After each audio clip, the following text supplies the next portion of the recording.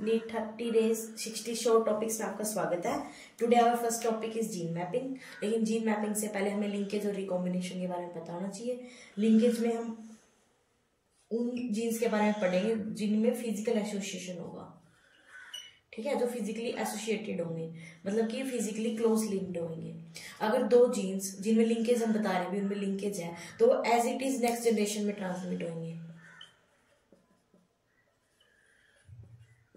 ठीक है।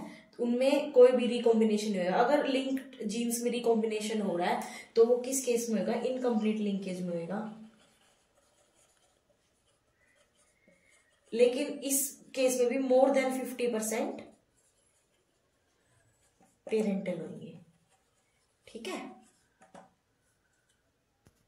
For example जो मॉर्गन थे, ठीक है, क्वेश्चन भी आता है, ये भी मॉर्गन ने ही सबसे पहले ये लिंकेज वाली थ्योरी दी थी। तो जो मॉर्गन थे उन्होंने क्या नोट किया कि जो ड्रोसोफिला है ना अपना, उसमें अगर येलो बॉडी कलर है और वाइट आई है, ये हमेशा एक कैरेक्टर एक ही साथ ट्रांसमिट होगा नेक्स्ट जनरेशन में, ठीक है। और अगर हम इनका आगे F2 जनरेशन निकालते हैं इनकी रैंडमली वाइल्ड टाइप साथ, तो उसमें भी जो पेरेंटल है ना वो मैक्सिमम था। इससे उन्होंने एक बात नोट की कि जो ये येलो बॉडी और व्हाइट आइड है ये दोनों जीन्स आपस में लिंक्ड है, ठीक है। ये क्या है? लिंक्ड जीन्स है। तो लिंक्ड जीन्स में रिकॉम्बिनेशन तो मिनिमम होता है और इसलिए अब मॉर्गन के स्टूडेंट थे एल्फर्ड ने अपने ही टीचर से इंस्पायर होकर जीन मैप बनाने की सोची, ठीक है। तो जीन मैपिंग में उन्होंने क्या किया? दो कॉन्सेप्ट लिए, लिंकेज और रिकॉम्बिनेशन। लिंकेज तो हमने पढ़ लिया कि जो दो जीन्स आपस में लिंक्ड है। अब नेक्स्ट में उन्होंने रिकॉम्बिनेशन लिया। एल्फर्ड ने जो यूनिट यूज की जीन मैपिंग के लिए वो अपने टीचर की रिस्पेक्ट में की थी, सेंटीमॉर्गन, ठीक है। रिकॉम्बिनेशन उनमें पॉसिबल होएगा उन जीन्स में जो से आपस में लिंक्ड नहीं होंगे। सेंटीमॉर्गन में हम नापते हैं जो एक जीन है क्रोमोसोम पे, मान लो वो 1 सेंटीमॉर्गन दूर है, तो इनमें रिकॉम्बिनेशन की फ्रीक्वेंसी कितनी होएगी? ये भी 1% होगी, ठीक है। तो रैंडमली अगर मैं आपसे बोलूं कि कोई दो जीन्स है उनमें 13% रिकॉम्बिनेशन फ्रीक्वेंसी है, वो बताओ कितने डिस्टेंस पे दूर है। अगर 13% रिकॉम्बिनेशन फ्रीक्वेंसी है तो वो होंगे 13 सेंटीमॉर्गन अपार्ट। सिंपल सा फॉर्मूला आप याद रखिएगा कि more the distance between jeans,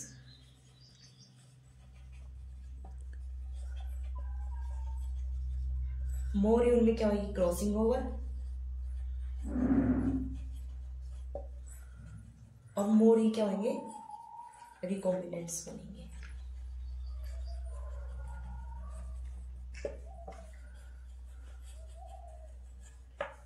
में हमें दिया हुआ है कि जो येलो बॉडी और वाइट आई है इनके रिकॉम्बिनेशन से 1.3% बनते हैं, ठीक है। और जो वाइट आइड मिनिएचर बॉडी है इनके रिकॉम्बिनेशन बन जाते हैं 37.2%। इसका मतलब ये है कि दोनों जीन्स जो आपस में लिंक्ड है तो इनमें रिकॉम्बिनेशन फ्रीक्वेंसी भी कम है। इनका डिस्टेंस कितना है? ओनली 1.3 सेंटीमॉर्गन, ठीक है। और इनका कितना है? 37.2 सेंटीमॉर्गन, ओके। फॉर एग्जाम्पल मैं आपसे रैंडमली बोलूं कि 3 जीन्स है मेरे पास, X, Y एंड Z, ठीक है। मैंने आपको कहा कि Y एंड Z में मैक्सिमम रिकॉम्बिनेशन है, ठीक है, और वो है 42%। फिर मैंने बोला आपको X एंड Y में है ओनली 13%। और मैंने इनकी अरेंजमेंट पूछ लिया आपसे, तो आप सिंपली कुछ नहीं करोगे, आपको लिखना है तीनों जीन्स को रैंडमली लिख लो। अब यूँ देखो कि मैक्सिमम मैंने किसी बोला Y एंड Z में, तो Y and Z maximum part होंगे। कितना है? 42%, यानी कि 42 सेंटीमॉर्गन, ठीक है। और X एंड Y कितना दिया हुआ है? 13%। तो X एंड Y में कितना डिस्टेंस होया? 13 सेंटीमॉर्गन। तो ये तो एक वे हो गया आपका कि आप कैसे जीन को अरेंजमेंट कर सकते हो। रैंडमली आपसे क्वेश्चन पूछ ले और X और Y का डिफरेंस कितना हो जाएगा? 42 सॉरी एक्स और जेड का कितना हो जाएगा 42 प्लस में 13।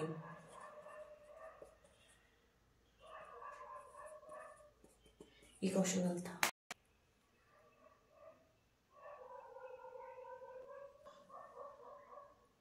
क्वेश्चन आप लोगों ने देख लिया, अब उसका आंसर क्या होगा।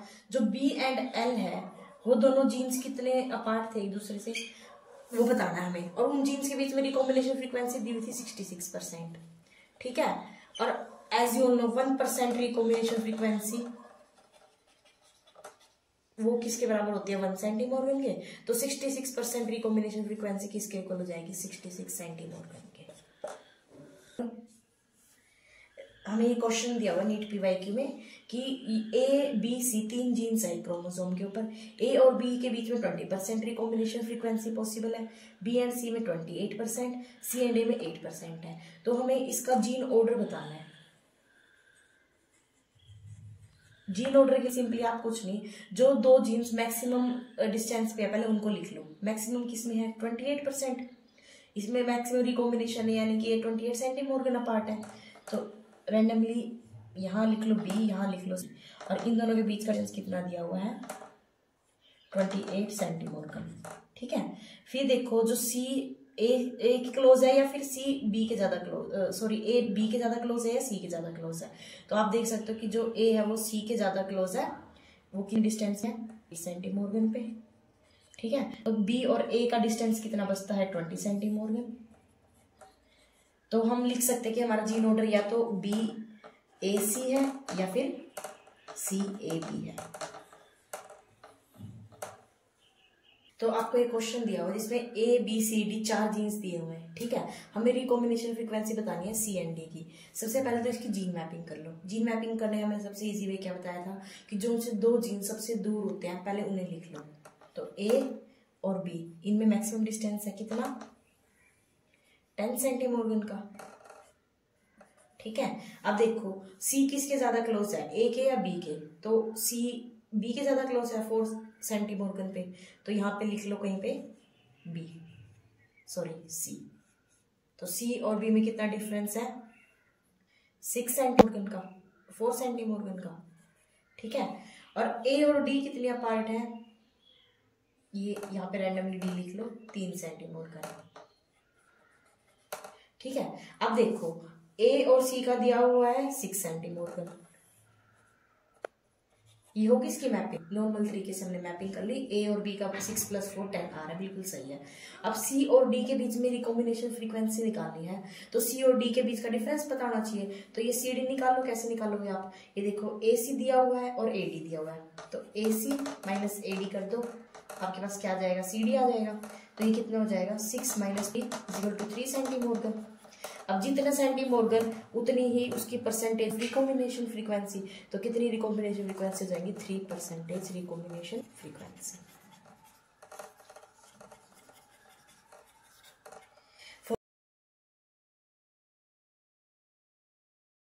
For any doubt, do let me in comments.